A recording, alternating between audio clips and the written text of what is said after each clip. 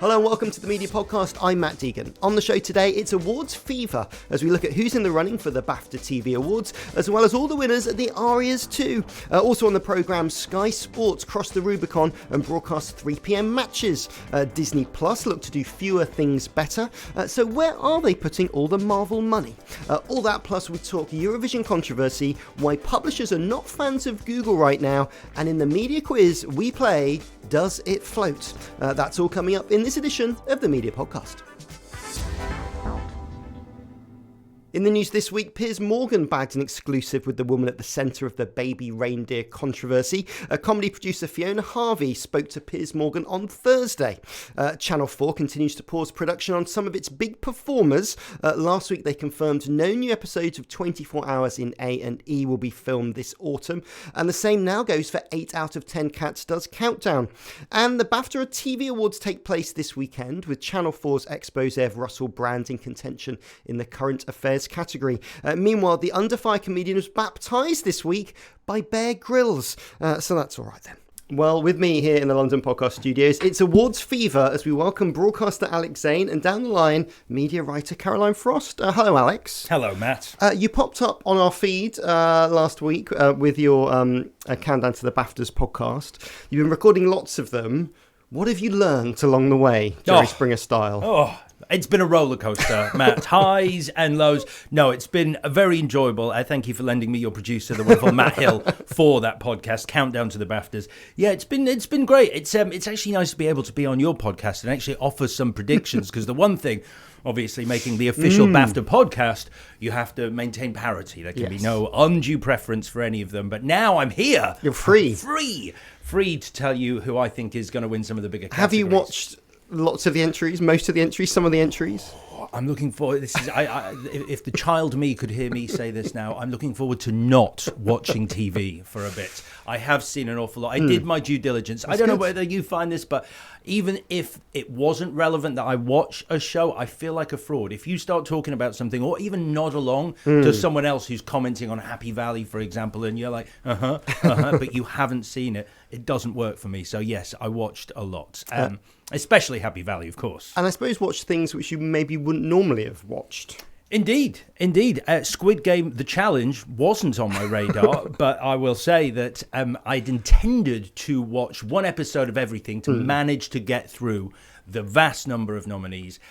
Occasionally, and unsurprisingly, with them being BAFTA nominated, some of these shows are very good.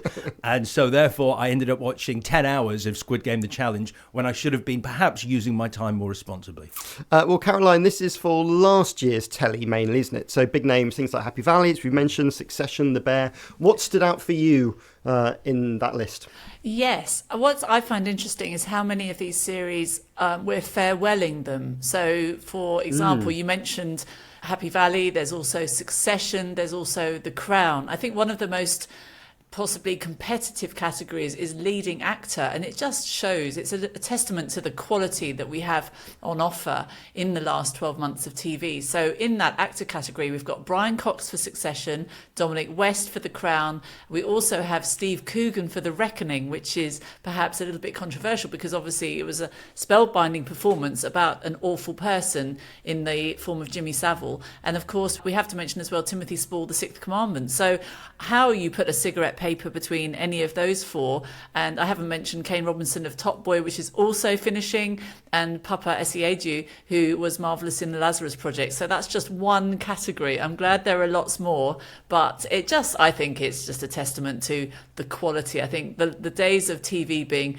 film and cinema's poor relation are so long ago now that they're just, I think it would be very interesting to see who goes home with the gongs on Sunday evening.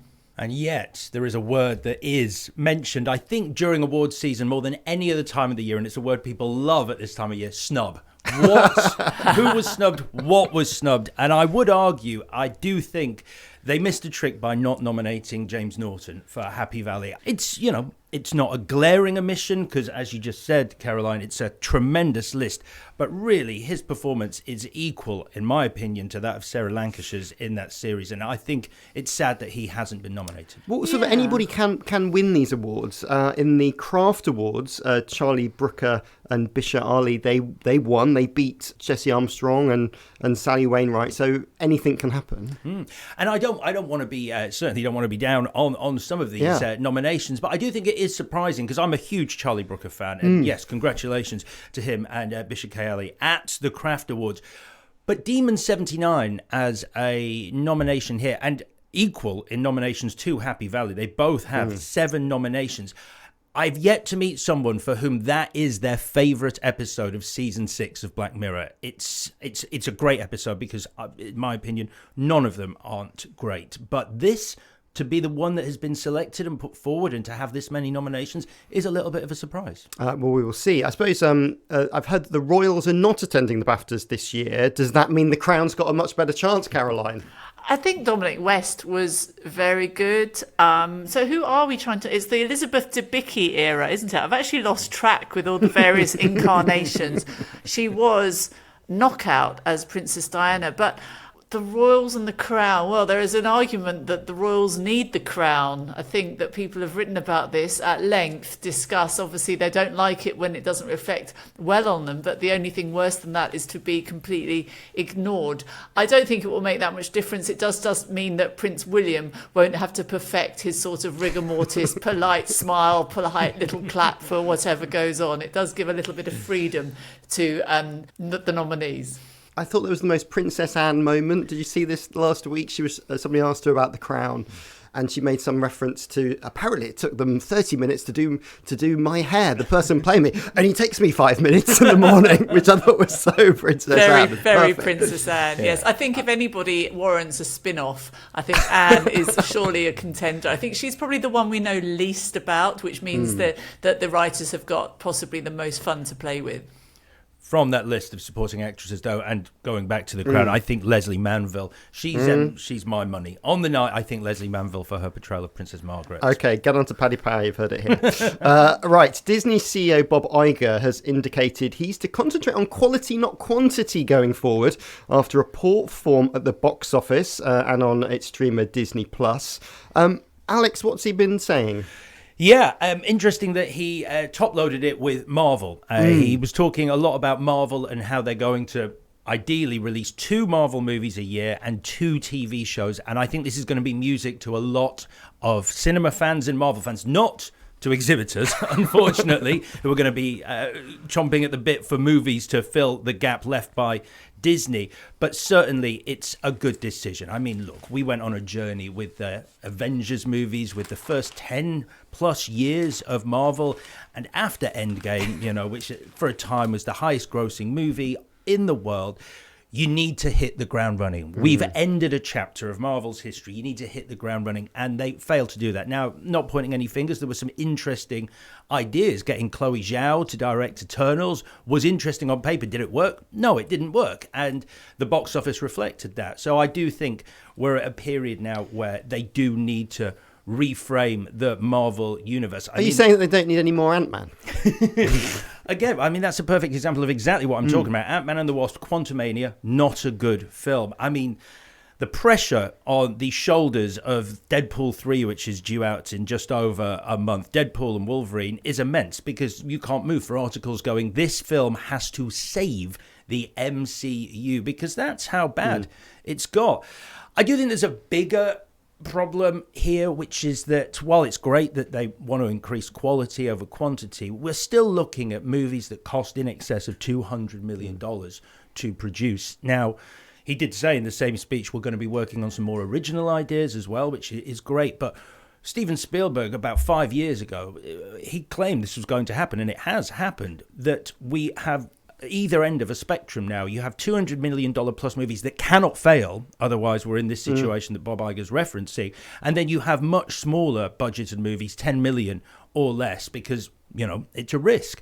So we've lost this kind of middle market movie, this sort of $30-40 million dollar film just doesn't really exist anymore. Exactly, which I grew up with. I mean, I was interviewing Matt Damon recently, and he was like, the movies that made me, the Bourne movies, $60 million budgeted movies. Granted, it's an adaptation, but still an original-ish idea for cinema. They just simply don't exist. And that's where I think we need to start focusing budgets, and studios need to start making those movies again. Because some of the streamers have leaned into a bit of that, or that they've started kind of commissioning those, or a lot of those traditional actors. A lot of kind of Sony movies of the past were quite those sort of 30, 40 million ones.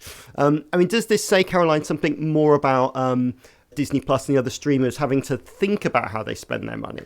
Well, I think that Disney have found another way of slicing the apple. So if you think about what we've had in terms of offerings recently, the likes of the Beatles documentary, we've had the Bon Jovi documentary last year, Taylor Swift, that record-breaking, that phenomenon that is coming our way this summer to London, the Eras tour, that went to Disney. These are not traditional Marvel, Star Wars, all the kind of the animations with which it has been long associated. It's trying something completely different with, of course, those big, deep pockets, and succeeding. And I think that that's probably as much as the failure of, well, comparative, let's not put out the violins just yet, but the relative, let's say, slightly flatlining of those titles. They have also, that's coincided with successful ventures in the documentary field and other fields. So it's just given them food for thought. I mean, it's a delight to me as a viewer, because I have to say those Marvel universes and their ilk leave me cold, but I've got plenty to enjoy as a viewer on the Disney platform these days. Very happy with them. You are undergoing what Bob Iger calls superhero fatigue, Caroline. Or perhaps you were just never into superhero movies to begin with. But I do think that's not a statement. It's been thrown around so much. Superhero fatigue. Like, we're bored of superhero movies. There's been too many. I honestly don't think that's the case. I think it's bad movie fatigue. I think if you make these movies and you make them well, people will go and see them. There's been examples like Guardians of the Galaxy, the final part of that did well next to Ant-Man and the Wasp: Quantumania, which did not do well. And the first movie in that series brought a lot of new people into the MCU, so they can do it. I thought it was interesting, Bluey accounts for about a third of Disney Plus's TV consumption. And obviously they're a big co-funder of the new Doctor Who. That's brought kind of more money in.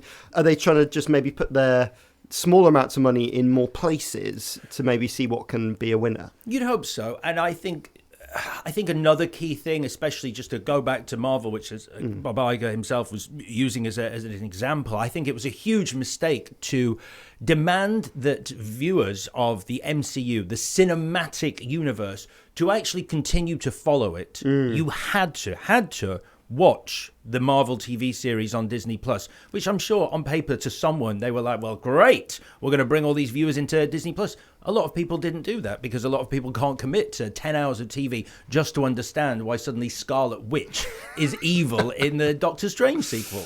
Well, I look forward to the spin-off podcast where you can explain all elements of the MCU. Sorry, I went deep there. Right, over to Sky now, and Sky Sports have announced they're going to increase the amount of football shown this autumn by half, including showing 3 p.m. kickoffs for the first time.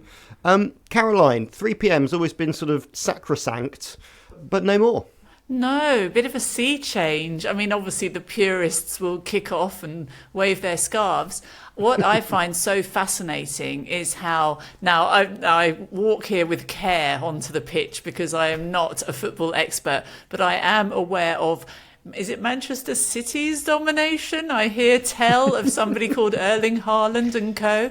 And in the light of that, similar to, I guess, Max Verstappen's dominance of Formula One up to last weekend, it can make it all a bit Snoresville. Meanwhile, it's all going on in these lower leagues. And I know anecdotally from my friendship groups, the amount of passion and interest and involvement and subscription. My friend will not leave the house if there is a Bristol Rovers match. Now, he is obviously a sitting duck for this kind of viewer. And if he has ever been even minded to subscribe to Sky Sports, it would be now with news like this. So I think it, much as it may not involve all of the nation, myself included, I am aware of a very passionate, very invested congregation that this will be honey and music to their ears.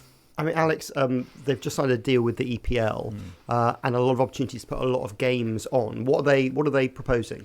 Yeah, no, it's interesting, and as I mistakenly said earlier, Sky have just signed a deal with the EDL, which would be a very very different prospect. Someone gave me a funny look. I was like, that's not right. Have a slightly different audience, you know.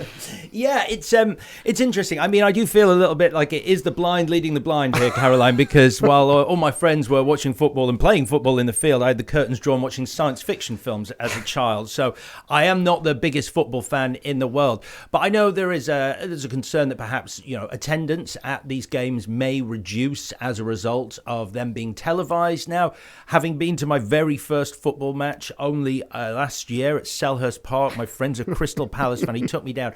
I don't think that's going to be the case because he goes to every Crystal Palace game live, and I don't think there's any way of ever recreating that experience of watching a game live. That's very much unique TV. experience for Crystal Palace. Right. But also, don't you think that the active, I mean, as we've seen with all things that get a lot of telly love, with that comes personalities, with that comes merchandising, with that comes attendance. I mean, it is a virtuous circle if they get it right. I think you're right, and I think of all the broadcasters that could be doing this, I think Sky is the right home for this. I do think Sky are amazing when it comes, even as someone who isn't a huge football fan, I can watch and enjoy Sky's coverage because it is done so well. And when I was at Sky and we had Sky Cinema, which was 3 desks, and there was about 5,000 desks for the Sky Sports department, so it doesn't surprise me that they've paid close to $1 billion for these rights. Yeah, and they're going to be putting so a lot of these matches are going to go on Sky Sports Plus. Got to add a plus to your service, very important, and they'll have the opportunity and capability to show up to 100 live events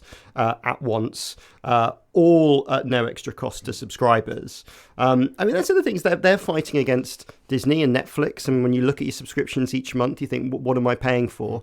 They obviously clearly think the investment's worth it for this amount of content. Absolutely. When I was at Sky again, Sky Sports, to put it bluntly, really supported Sky Cinema. I mean, that's kind of reductive, but it really is the golden goose, and it's unsurprising that they've paid the money they have. I think up 50% on the last deal they struck. I mean, Caroline, Sky's in an interesting position. They were sort of the ultimate aggregator. They're the ones that got all the rights over the years. And now the bits of those rights are disappearing to different places. Indeed, Disney announced this week that they've done a deal with Warner Brothers Discovery to bring a bundle of Disney Plus, HBO Max and Hulu together for the US market. I mean, Sky's in an interesting position to try and stay at the top. Yes. I think Sky has always been a disruptor because it's been that commercial ballast, hasn't it? It's always had the deeper pockets. It's always had that willingness to spend more. It's the BBC and ITV, but not quite as significantly, have had to sort of duck and dive and to investigate other sports and how they move their packages around for linear broadcasters, whereas Sky can just basically throw money at the situation. And what, as you said, with those bundle packages and the fact that other people are now gathering together, Sky are having to sort of balance that traditional commercial, very, very successful offering with something a little bit more high-end sometimes. So the great news, again, for the viewer is that as a result, you get Sky Atlantic, you get a great wealth of documentaries. I think it's leveled the playing field as speaking as a viewer. And they don't have that strong position as they used to do, Alex. I mean, it's kind of, they've got to work for it. They've got to work for viewers' attention. Well, absolutely. I mean, just to speak to my position at Sky, which was very much in the world of movies and cinema, Sky used to have a very privileged relationship with all the studios because there were no streamers. And so a studio had built a relationship with Sky, and Sky Cinema was the first place for films to be broadcast in the UK post their theatrical release. Now, obviously, every studio almost has their own streaming service now. And so, obviously, all their movies are going on their own streaming service. And so, therefore, Sky has had to adapt and find other avenues, which isn't the latest movies first, to get viewers. Yeah. Well, some other people that are adapting, that always adapt, is Google, and their power's been felt again by newsrooms in the UK as SEO tool Systrix, big fans, reports big drops for publishers after Google sort of changed its algorithm in March. Caroline, Google's said they've done this to kind of clean up their search results to pull out a load of AI and sort of random websites that are just churning out content. But some news publishers have been hit. What's happened? Yes, so this is, they're calling it one of the biggest core updates yet. Now, we know Google never does anything for the charity aspect of things. I mean, to say it's cleaning up the low quality, I think that this is very much a reading the room, and that people are not using search tools the way they used to. Obviously, it's the publishers who are having to adapt. I think it attests to the strength of social media. People, particularly the younger generations, this has been well documented over the last 2 years, nothing new saying here. They get their news every other way. They get their news passively. It comes to them via their influencers and their social media, the big hitters on TikTok, on even, on YouTube. I speak to people and they say they don't watch the news at all. They haven't read a newspaper for over a decade. So I think the fact that iNews have got one of the big winners in this latest chart, they must be doing something singular, because they're pretty much the only one that is going against the trend, which is a huge fall. I mean, I was looking down the list of some of the people that haven't had a good time, and it's a real mixed bag, and you can't draw too much from it. But you see kind of some things like HelloMagazine.com's in there, and Metro, and a lot of and some of the Reach titles. Like a lot of news publishers have leaned into what's trending at the moment and have quickly churn out content. And it's a lot of that stuff that's been hit. That's those publishers trying to get listed on Google, and now Google are trying to go, no, we don't want any of that stuff here.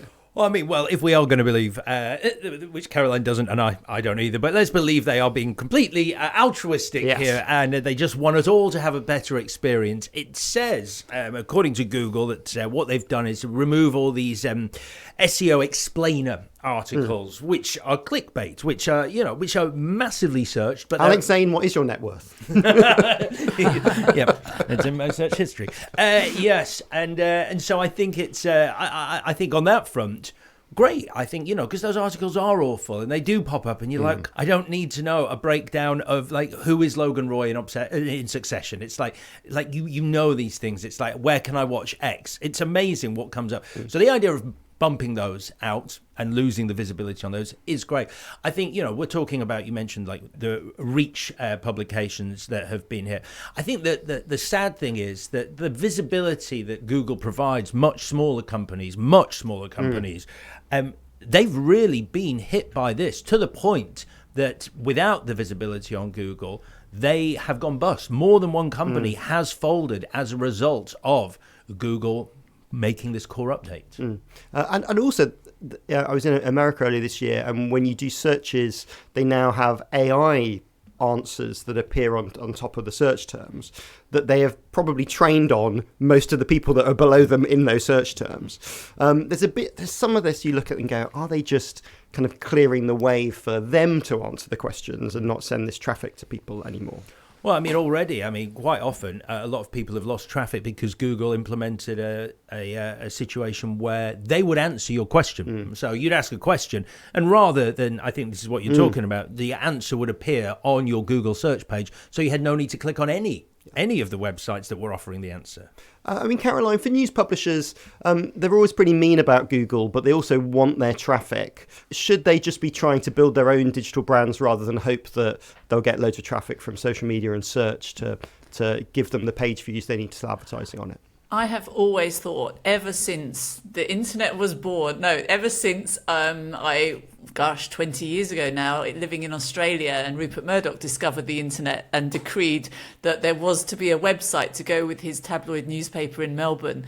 I have always said you need to build the brand and people will come. And I guess some of the success stories that we know about. So I'm surprised to see New York Times so low down on that list, because I would have said it was a case study of how to do it well. But something's obviously gone a bit wrong there. Perhaps they have been too reliant on search terms. But if you look at something like the Times in this country, the Telegraph, and Financial Times have always done well. They're not going to be bothered because they make their money through people who pay their subs and visit those sites every day as regular readers, and they will read what the Times, the Telegraph, the Financial Times have to tell them. And I think that that's the way forward, and it's kind of as it should be. I have never been a fan of these journalists from, I guess they've started to die out, haven't they? Disappeared off the foothills, the likes of the BuzzFeeds and the Yahoo News and the Microsoft aggregators and Huffington Post. I mean, to be clicking on something that the Sun original journalist has gone out and found and to rewrite it and then to add 10 explainers. I've worked in those places, and they are cynical number crunching operations, and they've been calling themselves journalists for far too long. And frankly, perhaps this is the wake up call that both subscribers and publishers need, to say we need to come up with something original, innovative, and actually something to offer our reader rather than just chasing the money. Well, whilst I rewrite some articles for the second part of the show, we'll be back with info about the biggest night in radio, Eurovision, and of course the media quiz, all after this. Hi, I'm Matt Kelly, the founder of the New European newspaper. And I'm Matt Dancona. I'm an editor-at-large at the New European. This week on our podcast, The Two Matts, we get really stuck into, and in fact, we sort of disagree quite a bit, We do. about Israel and Gaza. We have a proper disagreement, a proper ding-dong, but I think that's good, because I think that issues like this are best addressed with discussion. Respectful dialogue. And I think we covered a lot of ground, and I'm glad we did. And I enjoyed it. I really enjoyed it. I found it challenging, but really cathartic as well. But that's what we want. So it's a tough listen. We're still not totally in agreement, and find out why. Go to The Two Matts in your podcast app of choice. Enjoy.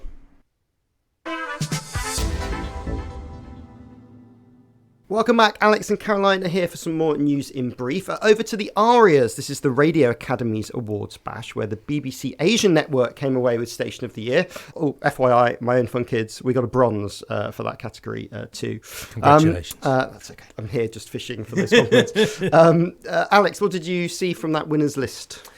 Well, if I can take a moment to just shout out a friend. A friend of mine won gold for Tim's listening party on Absolute Radio. Tim Burgess, the frontman of the Charlatans, his show, which began life as a podcast. Yes, a podcast to radio show. And evolved to radio. And so a big congratulations to Ian Lamara. Well done.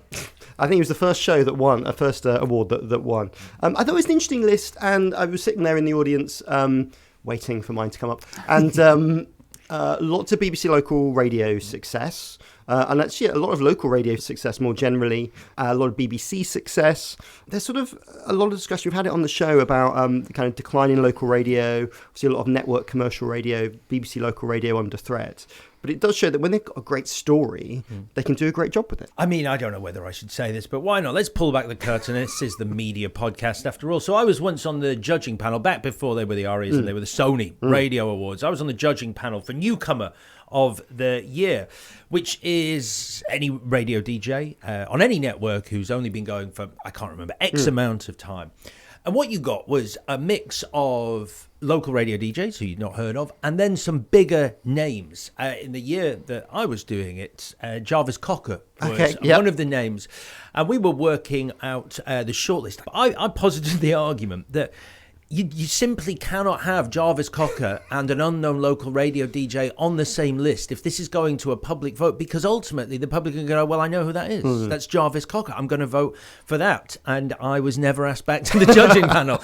It was like I'd taken a needle and started to pick at the thread of this system that had been in place for ages. But I think it's great, because to go back to what you were saying, I think it's absolutely fantastic. What a difference it can make to a local radio DJ's career that perhaps, in my example, someone like Jarvis Cocker simply does not need. Yes, no, it was always interesting. You want the awards to have a bit of everything. You want a bit of star power, a bit of great local stories. We sort of had someone on stage who was like a listener who was involved in a show, and that was really good too. Caroline, what did you see on the list that caught your attention? I just kept seeing the name Rob Borrow from BBC Radio Leeds. I mean, clearly he is the man on the rise. He won a podcast, he won some innovation, he got a silver as a presenter. Who is that man? And, well, I will tell you. And so he was a professional sportsman who has motor neurone disease. And came on stage in a wheelchair, used a sort of cartwheel to play his acceptance speech, They've created a show that uses a kind of AI sampled version of his voice that they use to interview people. And so, yeah, very, very different. And he's on a BBC local radio station. I think it's Leeds. And let's go with Leeds. I'm from Leeds. Let's say it's Leeds. But also it's a good creative execution. And that's the other thing, isn't it? Like, the great thing about radio and audio is you don't need hundreds of cameras and superstars. You can create great emotional, impactful media with relatively few people.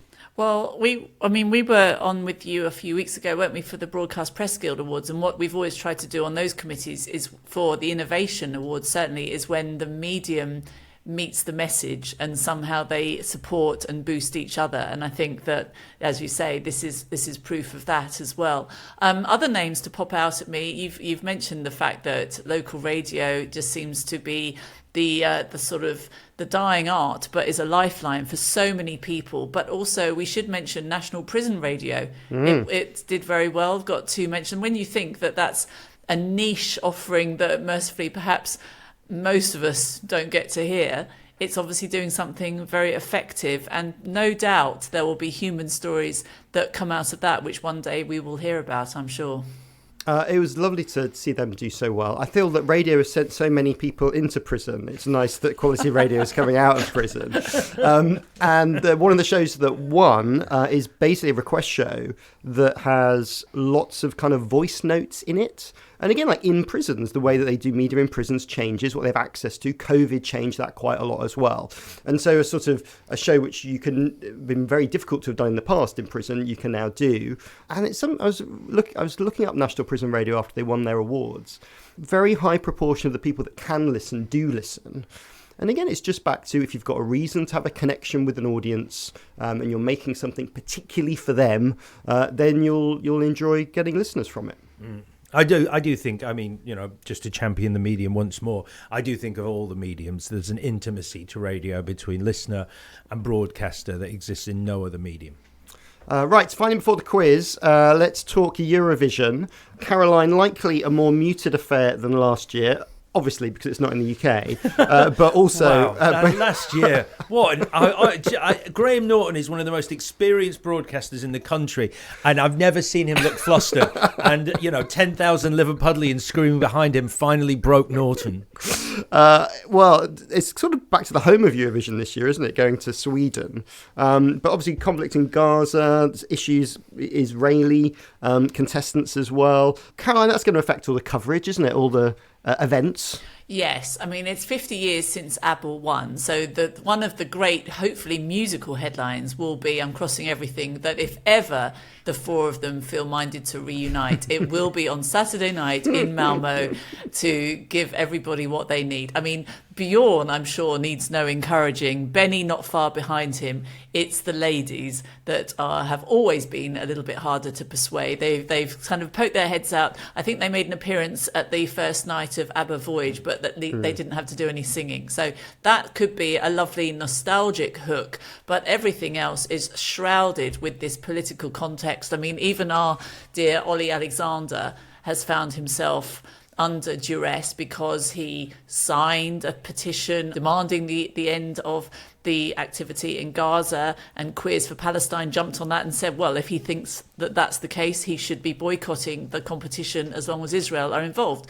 Of course, the powers that be, the EBU, have said it's a different situation from banning Russia, because everything that Israel has done, it continues to be a sanctified state that so far, if statesmen around the world can't sort this out at their summits and their UN councils, we can't really expect the likes of Ollie Alexander to sort of just sort it all out on his day off from rehearsals. But you can see it has had its effect on him, and I think he's been quite fragile this week, and I'm hoping that by Saturday that perhaps just we will all be in the arena with them in spirit, and we'll be reminded that this is a bunch of musicians who are, the theme is united by music, and never have they needed it so much. Alex, it's going to be difficult to keep that show on the road for the whole duration. Yeah, it's. I mean, to speak on the music itself, though, I mean, some phenomenal entries this year. I don't know whether you've watched them, but I mean, we're in for a real treat. There's some incredible entries, not least of all Windows 95, man. Just brilliant. Do you think Ollie's got a good chance? No. I was, for a moment there, I was going to dress it up. No, do you know what? It's not a bad song. It's fine. But compared to some of the others, the other entries, I'm thinking, I don't know, Slovenia is great. Switzerland. Oh, Switzerland. There's a Nemo's song. The Swiss entry, the code, is just...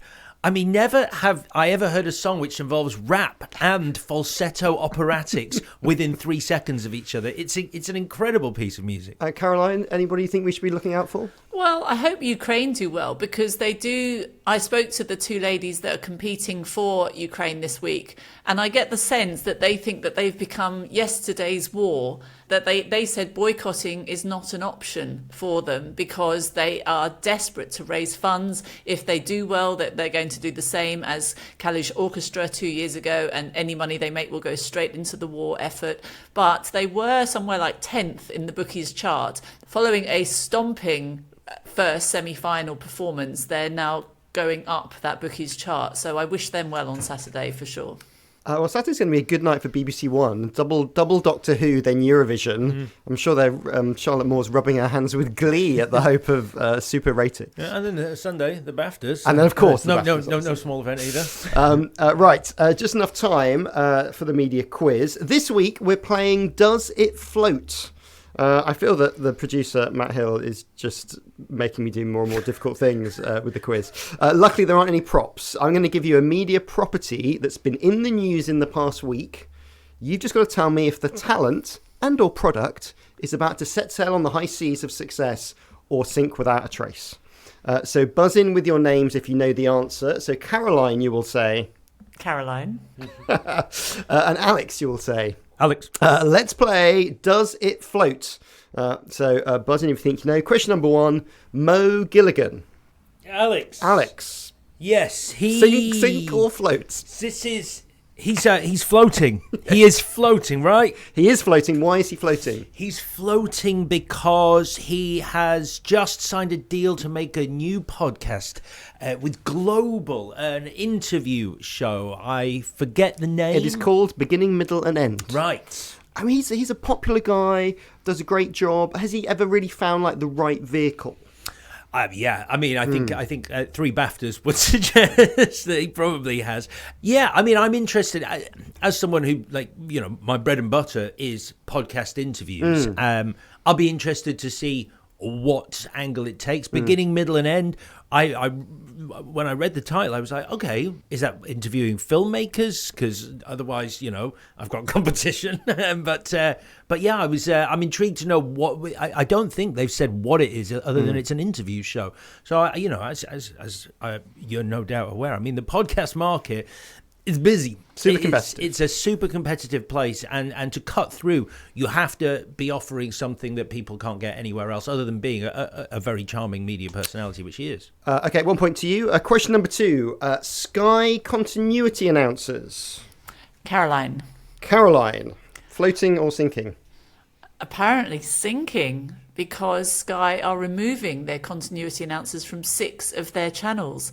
They're saying that they will be tailoring the offering to any programmes that are particularly big in the audiences with linear broadcasts, but they don't need to keep those people sitting in those booths for hour after hour doing, speaking to only a few people, when lots of people are now watching TV on demand, and they don't need those announcers anymore. Yeah, the stations that are being hit: Sky Max, Sky Cinema, Sky Documentary, Sky Nature, Sky Comedy, and Sky Sci-Fi. It's tough. You're absolutely right. More people watching on streamers, watching individual episodes, but continuity is the brand of a channel. Are they missing a trick by not leaning into it? It's not only the brand of a channel, it's a quintessentially British thing. I think there's only us and Ireland in the whole world that have continuity announcers, and you remember them. I mean, granted, people aren't watching linear TV as much, but for some people, not everyone, but I'm sure it feels like company. Knowing that someone is in that booth and talking to you live as you're sitting at home, perhaps on your own, watching that show, I'm sure it does feel like a connection to the outside world. I was talking to one of the bosses at BBC Wales, where they have their own continuity for BBC One Wales, and he was saying it's a great resource for them to cross-promote or to add something in at the last minute and reflect the day. Caroline, are we just harping on like, oh, it was lovely in the old days and we should just move with the times? Yes, they're all wearing dinner jackets and speaking into Ovaltine microphones. I do remember during lockdown, we had the Strictly Come Dancing final, and it was a friend of mine, Duncan Newmarch, on that day, and he spoke to the nation and he said, wherever you are, however alone you are, we're all in this together. And it was very moving, and people were quick to write about it on social media, and he channeled something that day. And I'm not saying that every single day needs that level of intimacy, of engagement, but it has something unique and valuable. And I hope that they're not going to throw out the baby with the bathwater with all of this. Indeed. So a point apiece. Final question. Question number 3. GB News owner Paul Marshall Silver. Well, I will tell you, if you're not keeping tracks on what GB News' Paul Marshall is up to. We just want to draw. Well, we're lovers, not fighters. he is very much sunk. So if you haven't heard this story, it's a brilliant story. He'd invested in a secret operation to... this is already gold. Go on. To go down to a World War II shipwreck where there was some loot down there and basically... Get the loot and keep the money. It turned out to be £34 million of silver in this shipwreck, which him and his team, obviously not him, his team recovered. But unfortunately, the South African Mint said it was theirs from this ship that had crashed in the 40s, and they won. So he didn't get to keep his silver loot. Wow. I almost feel sorry for him. I wouldn't say I would normally feel sorry for GB News' Paul Marshall, but I do almost feel Not what sorry. I expected that story to be. So very much sunk for Paul Marshall. Literally. Yes, so congratulations. You draw the quiz. You've sort of cheated by drawing, but that's okay. As a reward, I've got a map to some great booty somewhere. And you can share that between you. No worries. Thank you to both my guests, Alex Zane and Caroline Frost. Caroline, where can people keep up with what you're up to? I am at Frost Reporter on Twitter, and you can read my weekly column in the Radio Times magazine. And Alex, how can people hear your dulcet tones at the moment? You can find me on Instagram at Alex Zane, and you can listen to Countdown to the BAFTAs, and you got to listen to it quick because we finish counting down on Sunday when the BAFTAs actually take place. So you've got about 48 hours to listen to all the episodes as we count down to the BAFTAs, available on all podcast platforms. Yes, wherever you're listening to this one. Thank you both. Thank you, Matt. Thank you. And that's it for today from the London Podcast Studios. Remember, this is the place where you can get 25% off your first booking. Just go to their website, thelondonpodcaststudios.com. Use the code MEDIAPOD and get your 25% off. That's thelondonpodcaststudios.com. Use the code MEDIAPOD. And if you're new to the show, remember to hit follow so you get all new episodes in your podcast app of choice. My name's Matt Deegan. The producer was Matt Hill, supported by Ollie Peart. It was a Rethink Audio production.